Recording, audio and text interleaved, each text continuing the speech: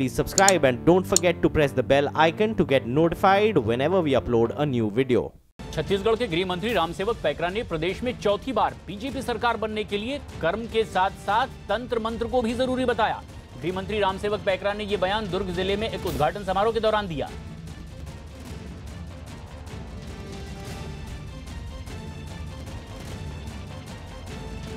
तंत्र मंत्र का भी अपना स्थान है और कर्म का भी अपना स्थान है। सबके सहयोग से दुनिया चल रहा है। चौथी बार का अभी तो छत्तीसगढ़ में कई बार भाजपा की सरकार बनेगी। उत्तर प्रदेश के वाराणसी में मुख्यमंत्री योगी आदित्यनाथ की सुरक्षा में तैनात पुलिस इंस्पेक्टर और पीएसी के जवान में टकराव हो गया। बताया जा रहा है कि दोनों के बीच वहां खड़ी गाड़ियां हटाने को लेकर विवाद शुरू हो गया, जो कुछ ही देर में झगड़े में तब्दील हो गया। दोनों के बीच विवाद उस वक्त शुरू हुआ जब सीएम के काफिले की वजह से ट्रैफिक को रोक दिया गया था, लेकिन इंस्पेक्टर वहां पर खड़ी कुछ गाड़ियों को निकलवाने की कोशिश करने लगे और एक पीएसी जवान को डांट दिया, जिसके बाद वहां मौजूद दूसरे जवान भड़क गए और किसी भी गाड़ी को निकालने से साफ मना कर दिया।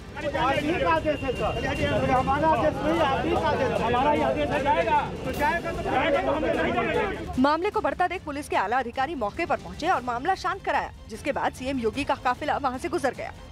रेलवे ने धार्मिक पर्यटन को बढ़ावा देने के लिए श्री रामायण एक्सप्रेस नाम की ट्रेन शुरू करने का फैसला किया है। ये ट्रेन यात्रियों को रामायण और भगवान राम के जीवन से जुड़ी सभी जगहों के दर्शन कराएगी। ये ट्रेन 14 नवंबर को दिल्ली से सफदरजंग रेलवे स्टेशन से शुरू होगी। एक बार में ट्रेन में 800 यात्री सवार हो पाएंगे और ट्रेन अपना सफर 16 दिन में पूरा करेगी। दिल्ली से रवाना होने के बाद ट्रेन का पहला पड़ाव अयोध्या होगा, जिसके बाद हनुमानगढ़ी, रामकोट और कनक भवन मंदिर तक पर्यटकों को पहुंचाया जाएगा। इसके बाद पर्यटकों को नंदीग्राम, सीतामढ़ी, जनकपुर, वाराणसी और प्रयाग के दर्शन कराए जाएंगे। माना जाता है कि इन सभी जगहों का रिश्ता भगवान राम के जीवन से है। इन जगहों में श्रीगवेतपुर, चित्रकूट, नासिक, हम्पी और रामेश्वर भी शामिल है।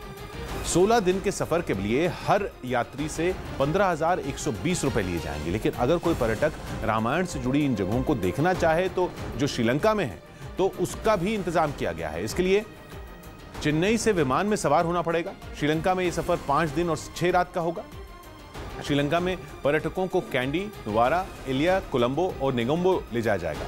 श्रीलंका की यात्रा के लिए पर्यटकों को 36,970 रुपए चुकाने होंगे और अगर यात्री भारत और श्रीलंका की सभी जगहों को देखना चाहें तो कुल खर्च 47,600 रुपए होगा। इस यात्रा के लिए IRCTC की वेबसाइट के जरिए टिकट बुक कराई जा सकती है। गुजरात के ऊना में सरकारी अस्पताल में एक बड़ी लापरवाही सामने आई है। ऊना के सरकारी अस्पताल का एक चौंकाने वाला वीडियो वायरल हो गया, जिसमें अस्पताल में डॉक्टर की जगह पार्ट टाइम चौकीदार महिलाओं की डिलीवरी करवाता दिख रहा है। आरोप है कि चौकीदार अब तक कई महिलाओं की डिलीवरी इस तरह से करवा चुका है। आरोप यह भी है कि डॉक्टर अक्सर अस्पताल से नदारद रहते हैं। वहीं वीडियो सामने आने के बाद भी अब तक कोई कार्रवाई नहीं की गई है। जनक दवे हमारे सहयोगी फोन लाइन पर मौजूद है। जनक, सरकार की ओर से दावा तो यह किया जाता है कि झोला छाप डॉक्टर्स पर कार्रवाई हो रही है, लेकिन ये तो अस्पताल के भीतर ही इस तरह की बड़ी लापरवाही है। जिम्मेदार लोग कुछ जवाब दे पा रहे हैं?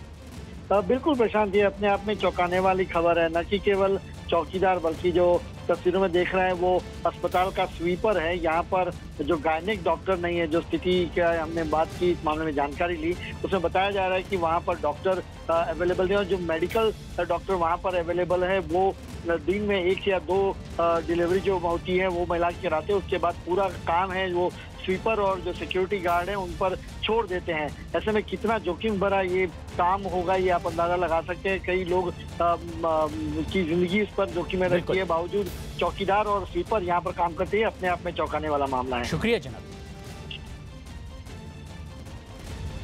उत्तर प्रदेश के बरेली में काले कपड़े पहने एक महिला दूसरी महिला को पीटने लगी। बताया जा रहा है कि दोनों महिलाओं के बीच दुकान के बाहर सीसीटीवी कैमरा लगाने पर विवाद हुआ और दोनों महिलाओं के बीच कहासुनी के बाद मारपीट शुरू हो गई। काले कपड़े पहने महिला ने वहां खड़ी दूसरी महिला को जोर से धक्का देकर जमीन पर गिरा दिया और उसे बुरी तरह पीटने लगी। इस बीच दोनों महिलाओं ने एक दूसरे के बाल पकड़ लिए और दोनों एक दुकान के अंदर जा गिरी। वहीं दूसरी महिला ने भी काले कपड़े पहने महिला के बाल पकड़कर उसे गिरा दिया और बुरी तरह पीटने लगी। ये लोग आए, बोले कि अपना मुकदमा वापस ले लो। दुकान पर आए तो हमने कहा नहीं, हम अपना मुकदमा वापस नहीं लेंगे। तो इन लोगों ने मेरे से बहुत मारपीट करी। वहां मौजूद कुछ लोगों ने किसी तरह बीच बचाव करके मामला शांत करवाया, जिसके बाद दोनों महिलाओं ने एक दूसरे के खिलाफ पुलिस में शिकायत दर्ज करा दी। बिहार में शराबबंदी कानून को लेकर बिहार कैबिनेट ने बड़ा फैसला लिया है। नीतीश सरकार ने शराबबंदी के कड़े कानूनों में बदलाव करने के प्रस्ताव को मंजूरी दे दी।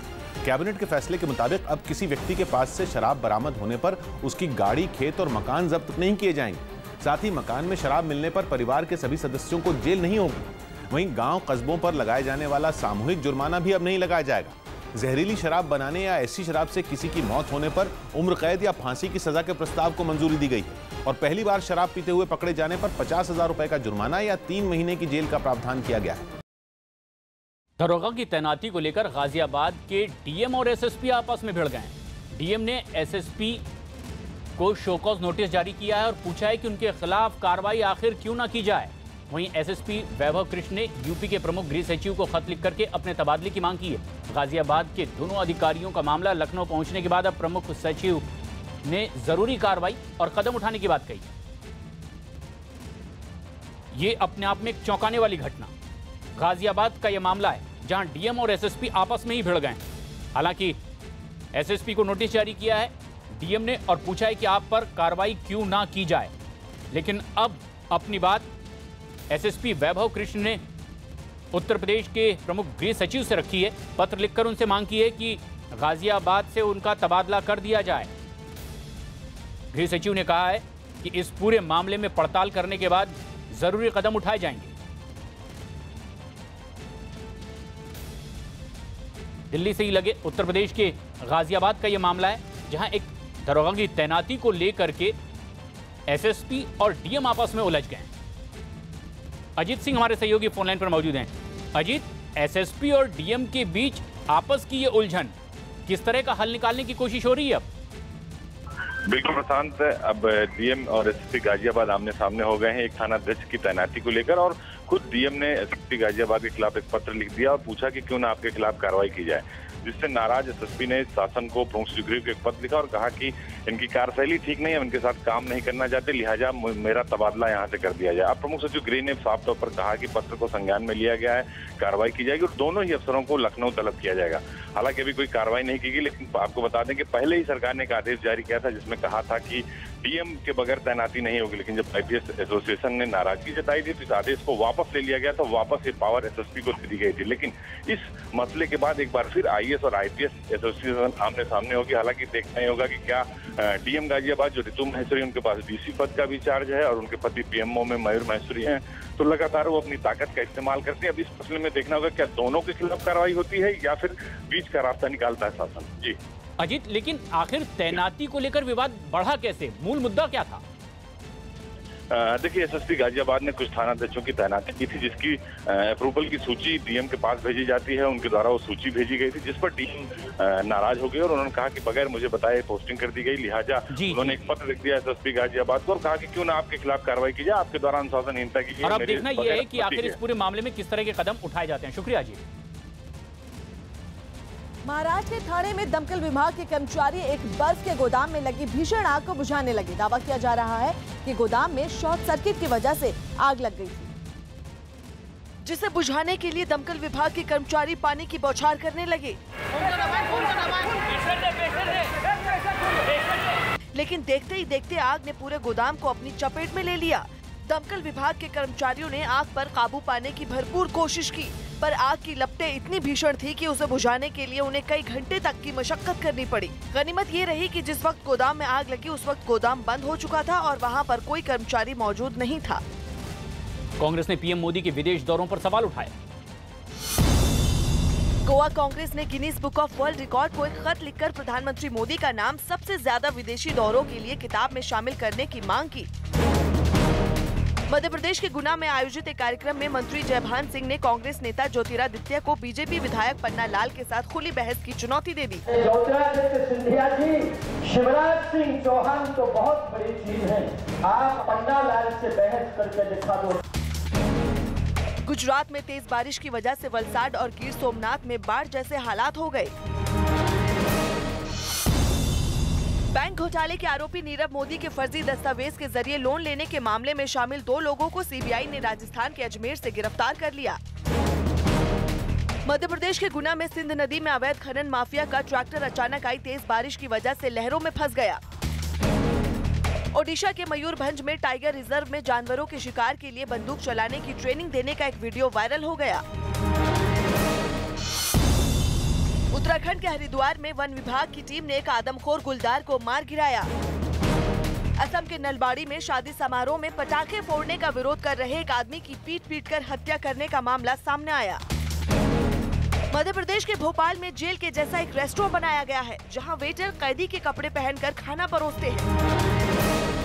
उत्तर प्रदेश के मुरादाबाद में 2 पुलिस वाले एक लड़के को जमीन पर घसीटते हुए ले जाने लगे। बताया जा रहा है कि चोरी के आरोपी को पुलिस मेडिकल जांच के लिए अस्पताल लेकर पहुंची थी, लेकिन उसने सहयोग नहीं किया, जिसके बाद 2 पुलिस वाले आरोपी लड़के को जमीन पर घसीटते हुए डॉक्टर के कमरे में ले गए और उसे जमीन पर लिटा दिया। इस बीच वहां मौजूद अस्पताल के एक कर्मचारी ने पुलिस वाले को व्हीलचेयर भी दी, जिसे पुलिस वालों ने लेने से इनकार कर दिया।